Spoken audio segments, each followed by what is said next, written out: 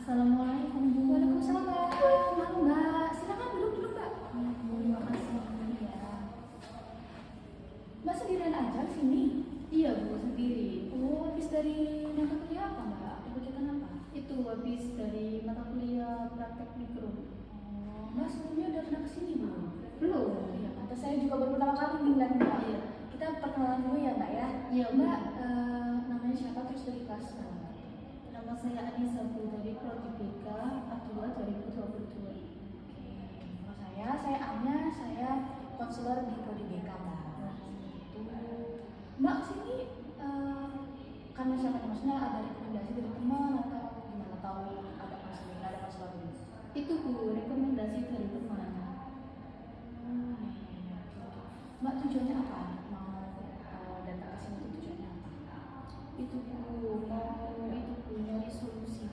Apa tuh masalahnya?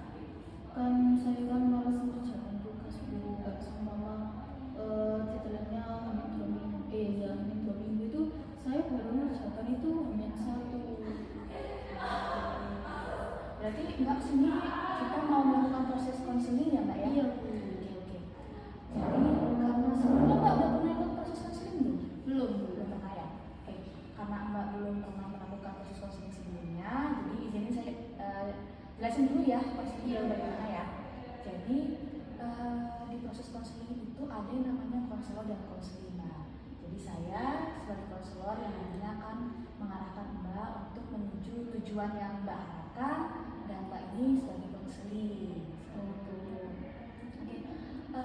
Tadi Mbak bilang kesini tuh apakah ada paksaan yang dari temannya atau bagaimana Mbak? Tidak, itu. Oh, berarti temannya cuma rekomendasi aja Iya. ya? Oke, jadi itu namanya ada asas kesukarelaan Mbak. Jadi Mbak datang ke sini tanpa ada paksaan. Itu. Terus nantinya kalau misalkan Mbak udah cerita-cerita, saya mengharapkan Mbak itu untuk tidak menutup-tutupi atau berbohong. Mbak terbuka aja tentang masalah Mbak, agar kita bisa sama-sama nih menentukan solusi yang tepat itu apa. Seperti itu ya Mbak ya. Oke. Tapi Mbak kesini tuh ini nggak merasa kayak nanti cerita saya dikasih tahu ke teman yang lain nih gitu. Apakah ada perasaan kayak gitu nggak Mbak? Ya, tapi juga Bu, kayak gitu. Oh, sebenarnya ada perasaan Iya. seperti itu. Oke, apa-apa Mbak, nggak apa-apa Mbak merasa seperti itu. Tapi kalau di proses konseling itu kita sangat menjaga kerahasiaan gitu loh Mbak. Jadi apapun yang Mbak ceritakan itu yang tahu hanya konselor dan konseling atau Mbak dan saya aja. Kalaupun nanti orang lain ada yang tahu, itu pun udah persetujuan dari Mbaknya. Gitu. Oke. Sebelum kita mulai proses konseling, saya mau kasih tahu kalau misalnya proses konseling ini tuh dibatasi waktunya 45 menit aja satu sesi. Terus di proses konseling ini kalau misalkan Mbak merasa kayaknya belum selesai nih masalahnya atau masih ada tugas-tugas nanti di akhir konseling, kita buat jadwal lagi ke depannya Mbak ya. Kita jadwalkan, nanti saya kasih nomor WhatsApp saya ya Mbak ya. Iya, Oke. Sebelum kita mulai konseling, Mbak ini udah nyaman hidupnya? Iya, sudah. Udaranya gimana? Sejuk banget Bu. Butuh minum atau apa? Enggak, Udah ya, aman ya berarti ya. Oke, boleh nih Mbak cerita-cerita apa tujuan Mbak kesini, apa yang mau diceritain sama Mbak? Sini kan saya mau kasih buat nyari solusi gitu loh Bu, gimana caranya saya ini bisa mengerjakan tugas tidak mepet deadline. Oke. Itu tugas apa Mbak kalau saya tahu? Hampir semua. Oh, hampir semua di mata kuliah itu seperti itu Mbak ya. Oke. Kegiatan apa nih yang biasanya Mbak lakuin di rumah? Mungkin gara-gara itu Mbaknya menunda-nunda. Scroll TikTok. Jadi selama 2 minggu itu Mbaknya scroll TikTok gitu ya? Iya Bu. Kalau misalnya kegiatan lain seperti kerja atau kegiatan organisasi apakah Enggak, pernah ya? Berarti Mbak full 2 minggu itu di rumah aja ya? Di rumah aja. Oke. Tapi berarti yang saya tahu nih, yang saya lihat dari yang Mbak bicarakan, berarti menunda-nunda itu karena Mbak malas gitu ya? Iya. Jadi apa nih yang biasanya buat Mbak kayaknya males deh ngerjain tugas itu apa tuh? Kan saya males itu gini Bu, 2 minggu sebelum deadline saya tuh melihat soalnya, kok sulit gitu sih, nanti aja mepet deadline. Soalnya kalau ngerjakan mepet deadline itu semua terasa mudah bu, kayak satset gitu loh bu, kayak ada aja jawabannya gitu bu. Tapi kalau hamil 2 minggu itu rasanya sulit banget bu tugasnya, jadi kayak males kan lihatnya, soalnya sulit gitu. Gimana efeknya Mbak pas waktu Mbak mengerjakan pas dekat deadline itu sampai jam berapa biasanya? Saya kan biasanya kerjakan itu sampai jam 2 pagi bu. Terus saya tidur kan juga nggak langsung tidur kan bu. Terus nanti subuh itu ya coba bangun lagi bu. Terus efeknya ke mata kuliah saat itu gimana? Ngantuk bu, jadi nggak itu mata kuliahnya itu waktu dijelaskan materi itu jadi nggak nyantol sama sekali, soalnya ngantuk bu. Oh, apakah ada nih situasi atau kondisi yang bikin Mbak kayak udahlah males ngerjain tugas gitu, ada nggak kondisi gimana?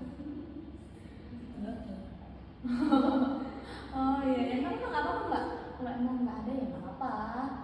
Terus kalau misalkan Mbak udah pernah nyoba belum kayak pas ada tugasnya langsung Mbak kerjain gitu di jauh-jauh deadline gitu, pernah nggak? Pernah, tapi tujuannya itu cuma kayak satu soal aja, sisanya tuh ya udah deadline aja. Gimana perasaan Mbak waktu Mbak kerjain jauh-jauh deadline? Kadang itu seneng bu, cuma sisanya masih banyak, jadi kayak masih ada tanggungan kan bu, yang sisanya tadi. Ini Mbak menunda pekerjaan atau tugas-tugas ini di semua matkul atau bagaimana? Iya, hampir semua. Oh, ini udah dari kapan nih Mbak suka menunda pekerjaan? Ini dari dulu sampai sekarang juga. Oh, berarti yang Mbak katakan bahwa menunda-nunda itu karena malas. Iya. Menunda-nunda karena malas itu, malasnya berkegiatannya scroll TikTok. Iya. Oh. Ya, berarti selama 2 minggu itu Mbak scroll TikTok aja ya? Ya, scroll TikTok terus main sama temen gitu. Tapi kan lebih sering scroll TikTok nggak Bu? Kalau main kan jarang. Ya. Tapi Mbak tahu nggak efek dari menunda-nunda pekerjaan itu kalau misalkan dikerjainnya di deket-deket deadline gitu? Iya tahu. Apa tuh kalau menurut Mbak? Itu Bu, aku itu tergesa-gesa kan. Terus kan mikir, apa aku nggak masuk aja ya, soalnya tugasnya belum selesai gitu Bu. Terus ngantuk juga di kelas, jadi nggak fokus. Menurut Mbak, apa yang paling sulit ketika Mbak mau memulai untuk mengerjakan tugas itu? Ya rasanya mikirnya malas aja sih Bu. Malas karena Mbak merasa bahwa tugas itu susah. Iya. Tapi saat Mbak tadi kan Mbak bilang ya, waktu di dekat-dekat deadline H-1 Mbak bilang itu bahwa tugasnya ya udah mudah gitu sebenarnya. Iya.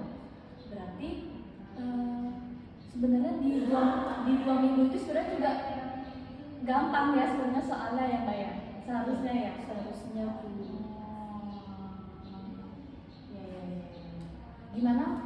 Pernah nggak Mbak kayak melawan rasa malasnya itu, melawan rasa kayak susah nih kayaknya tugasnya, pernah nggak? Pernah sih Bu, tapi kan itu berlaku cuma beberapa hari saja, langsung kayak agak lupa, jadi malas lagi.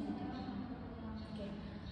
Jadi dari apa yang Mbak ceritakan itu, efek dari menunda-nunda itu terjadinya itu karena malas, Lalu kalau misalkan Mbak malas jadinya menunda-nunda, efeknya itu apa? Itu ngantuk waktu kuliah. Ngantuk untuk kuliah, terus Bisa mengerjakan. Tadi katanya ini ya, kepikiran itu nggak kuliah. Iya. Ya, benar ya? Iya. Oke, berarti Mbak tahu sendiri ya, dari malasnya itu Mbak jadi menunda-nunda, terus terjadilah efek yang Mbak tadi katakan ya. Oke. Terus apa nih yang sebenarnya Mbak harapin yang pengen kasih tahu nih, saya maunya ini nih Bu di proses konseling ini gitu. Iya Bu, saya ingin kasih solusi aja sih Bu. Solusi untuk nggak malas atau solusi untuk tidak menunda-nunda? Solusi untuk tidak malas dan tidak menunda-nunda. Oke, boleh. Jadi sebelumnya Mbak pernah nggak kayak mengerjakan, kan tadi sempat tuh katanya Mbak udah mengerjakan tugasnya itu jauh-jauh dari deadline ya. Itu pernah nggak Mbak kayak, ih aku udah ngerjain, aku mau beli sesuatu deh buat diriku sendiri, apresiasi diri tuh Mbak pernah nggak? Belum. Oh belum pernah. Oke, boleh tuh Mbak. Sekarang kita coba ya Mbak ya. Selama 1 minggu ke depan tuh Mbak mengerjakan tugas jauh-jauh dari deadline. Apakah ada tugas untuk minggu depan? Atau belum? Tugas mata kuliah apa Mbak? Mikro. Mikro. Oke. Di hari Kamis ya? Iya. Berarti di minggu depan ya. Jadi di 7 hari ke depan itu Mbak cicil tuh tugas-tugasnya per topik. Nah, setelah misalkan wah 1 hari selesai, 2 hari selesai, 3 hari selesai, sampai ke 7, terus di hari ke-7 tuh Mbak merayakan ternyata saya bisa loh mengerjakan jauh-jauh dari deadline selama 7 hari itu. Mbak biasanya suka apa nih? Suka apresiasi diri dengan apa? Itu Bu. Kuliner. Oh kulineran, Mbak suka. Apa tuh? Mbak suka spesifik makanan apa? Itu Bu, kayak kecongan, ricis gitu. Pokoknya yang pedas-pedas. Oh yang pedas-pedas. Oke, boleh tuh. Jadi setelah selesai misalnya di Kamis depan itu Mbak beli tuh gacoan atau ricis. Itu tuh sebagai tanda apresiasi bahwa wah ternyata saya bisa loh untuk tidak menunda pekerjaan. Seperti itu. Gimana nih menurut Mbak? Iya juga sih Bu. Kayaknya seru kalau dicoba. Iya benar. Jadi apakah Mbak sudah menyadari nih bahwa dari perilaku Mbak tersebut itu ada efeknya? Iya. Oke, efeknya itu berarti efek apa nih Mbak? Negatif atau positif dari Mbak? Negatif banget. Jadi Mbak ingin untuk merubah ke Yang positif. Oke, dari tugas yang saya berikan tadi, menurut Mbak cocok nggak untuk merubah perilaku Mbak menjadi yang lebih positif? Cocok Bu. Oke, berarti itu pilihan Mbak ya, berarti untuk memilih tugas yang tadi sebagai cara untuk merubah perilaku Mbak lebih positif lagi, benar ya? Iya. Oke. Jadi yang tujuan yang Mbak harapkan dari depan sudah kita temukan ya sama-sama ya. Terus kita juga sudah menemukan tujuan bersamanya kayak gimana tadi. Terus sudah ada tugas-tugas nih yang untuk merubah perilaku Mbak lebih yang positif lagi. Oke, aduh, nggak kerasa ya Mbak, kayaknya ini udah 45 menit kita ngobrol. Jadi kayaknya kita juga sudah menemukan permasalahannya ya, kita sudah mendapatkan tujuan bersama. Oke, ini udah 45 menit. Karena kita sudah banyak ngobrol, bisa deh kayaknya tugasnya itu kita evaluasi di minggu depan. Oh iya. Jadi kan itu kan berarti ada targetnya ya Mbak ya, selama 7 hari itu nantinya di Jumat mungkinnya nanti kita akan bertemu lagi, kita akan evaluasi apakah sesuai target atau enggak. Ya Bu. Oke, apa tadi yang Mbak harapkan dari konseling ini nih? Itu Bu, merubah perilaku negatif ke positif. Iya, perilaku negatif itu apa tuh Mbak? Menunda-nunda. Menunda-nunda itu yang karena malas ya Mbak ya. Oke, nanti ini bisa dikasih waktu tuh berapa menit main TikToknya. Oh iya. Ya, oke. Oke, sampai sini aja deh. Kayaknya kita bisa ngobrol karena waktu sesi konselingnya udah habis. Oke, selanjutnya kita ketemu lagi di minggu depan ya Mbak ya. Iya. Oke.